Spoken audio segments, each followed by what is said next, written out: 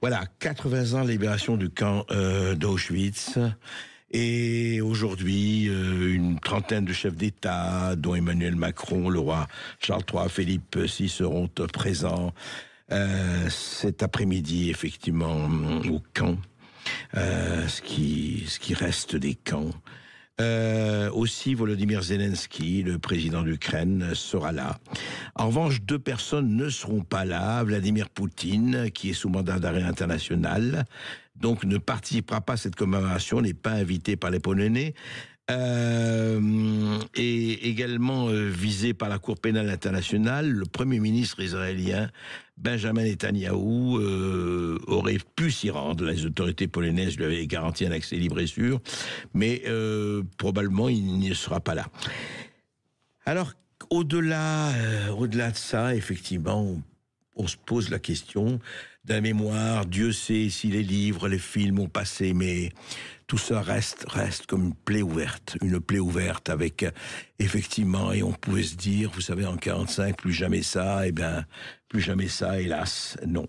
Hélas, non, et tout ce qui s'est passé un peu partout, de Pol Pot à la révolution culturelle et beaucoup d'autres, on ne va pas rentrer dans le détail, mais il reste quelque chose, parce que Auschwitz a été quelque chose vraiment non seulement de terrifiant, mais quelque chose qui restera comme la volonté, et encore affichée par certains, de massacrer un peuple, de massacrer tout le monde, pas pour ce qu'ils font, mais pour ce qu'ils sont. Sophie Rosenzweig, bonjour. Bonjour. Bonjour. Sophie Rosenzweig, vous êtes journaliste et vous êtes organisatrice du concert qui a été donné hier dans une synagogue de Cracovie. Je rappelle que Cracovie, en Pologne, est très la proximité d'Auschwitz, à l'occasion de ces commémorations de ce 4e anniversaire, 1945-2025. On parle d'anniversaire, évidemment. On pourrait parler encore une fois, je dirais, d'étapes lancinantes. Dommage. Oui. Oh, dommage, exactement. Vous avez raison. Je crois que c'est un meilleur terme. Alors, qu'est-ce que c'était que ce concert, organisé par qui, par quoi, et comment ça s'est passé? Racontez-nous. Alors, ça s'est passé que c'était l'association Peace People Planet. Oui, paix, peuple et planète, c'est ça. Voilà, absolument. Ouais, une association. Et, dont vous êtes la présidente. Dont vous êtes la présidente. Oui. C'est ça. Je suis la présidente. Nous avons organisé ce concert en commémoration du 80e anniversaire d'Auschwitz. Oui. Parce que cette année, malheureusement, ce sera probablement la dernière année où il y aura des survivants. Oui. Puisque vous n'êtes pas sans savoir que quand on arrivait à Auschwitz, quand on avait moins de 8 ans, on était gazé systématiquement. Immédiatement, c'est ça, immédiatement, à l'entrée du camp, enfin, dès l'entrée du camp, quoi. Absolument. Ouais. C'est à partir de 8 ans qu'on travaillait. Les enfants travaillaient, ramassaient les cadavres quand ils avaient 8 ans. Et avant 8 ans, ils étaient tous gazés. C'est-à-dire qu'il y a eu 232 000 enfants gazés à Auschwitz. Durant cette période. Et donc nous avons voulu leur rendre hommage, leur chanter des berceuses selon leur nationalité, et Catherine Bolsinger de Bois de Stras a fait une composition pour ce concert, en rendant hommage à ces enfants qui ne pouvaient plus entendre ces berceuses puisqu'ils étaient morts gazés dès leur arrivée. Et après, nous avons eu la chance, l'énorme chance et l'énorme privilège d'avoir un violon qui était rescapé d'Auschwitz. Parce qu'il faut savoir qu'à Auschwitz, il y avait 2 philharmoniques. Les nazis aimaient beaucoup la musique. Oui. Donc, 2 philharmoniques complets, vous voulez dire 2 orchestres pratiquement complets? Non, pas complets. Ouais. Non, pas complets. Ouais. Et il y avait, ils avaient la chance, si j'ose dire, utiliser ce mot qui est un peu impropre, d'avoir Alma Rosé, qui était la nièce de Gustav Mahler et qui était une violoniste professionnelle. D'accord. Et Alma Rosé a compris tout de suite que si elle crée un orchestre de 80 femmes, elle allait leur sauver la vie. Donc, elle a recruté toutes celles qui savaient à peu près faire de la musique pour en faire un orchestre, et les a fait travailler toute la journée pour qu'elles fassent de la musique correctement, qui soit recevable, dirais-je, pour les nazis. Et l'histoire fait que toutes ces musiciennes, ou devenues musiciennes dans le camp, ont eu la vie sauve grâce à Alma Rosé, sauf elle, malheureusement, qui est morte juste avant l'arrivée des soviétiques, de l'armée rouge. Et donc nous lui avons rendu hommage et nous avions un des violons qui avait joué à Auschwitz. D'accord. Et donc c'était Michael Shahan qui était au violon, un petit génie du violon, et je peux vous assurer que toute la synagogue a tremblé. Après, nous avions Patrick Bruel qui est venu chanter avec le violon la chanson Les chaises vides. Donc vous imaginez là aussi l'émotion entre le texte Les chaises vides et ce violon de la Shoah. Les deux Shoahs se retrouvaient ensemble dans l'une des 7 synagogues de Cachemire. Il faut savoir que Cachemire, c'était le centre spirituel et culturel du monde juif et que c'était très important de se retrouver dans une synagogue ce jour-là.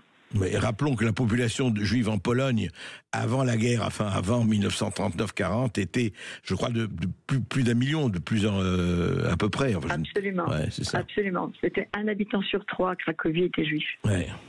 Et aujourd'hui, il ne reste pratiquement plus.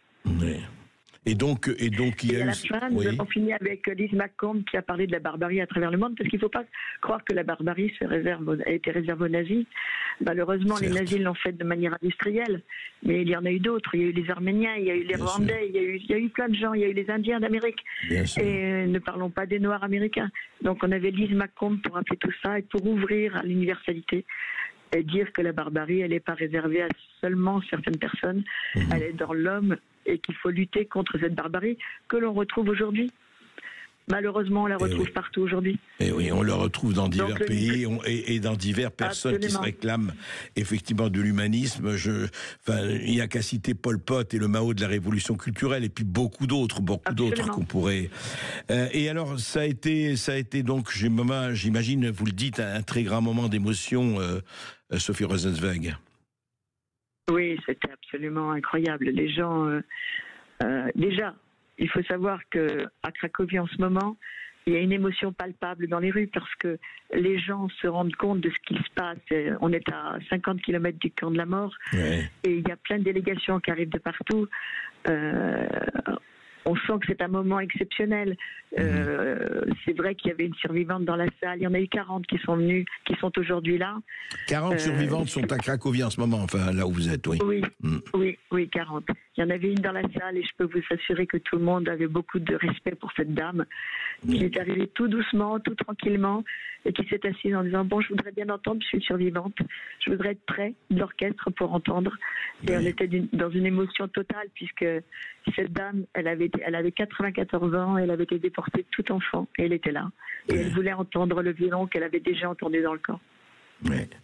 Oui, c'est sûr que c'est assez terrible quand on se dit ça. Et puis, en tout cas, c'est tellement important de non seulement d'honorer la mémoire, mais de mémoriser, de se souvenir. Et pour les jeunes générations, et pour tout ce que ça s'est passé, ça peut se passer encore. Et ça se passe, hélas, d'une autre façon peut-être, mais ça se passe. Oui. Ben oui, parce que y a des manifestations. On a eu une manifestation. C'est terrible. La monstruosité n'est pas réservée à une période de l'humanité, elle est tout le temps. C'est contre ça qu'il faut lutter. C'est contre ça qu'il faut lutter pour tout le monde. Tout à fait. Je pense que la barbarie ne rend pas l'homme meilleur. Il le rend minable. Et il faut vraiment lutter contre ça.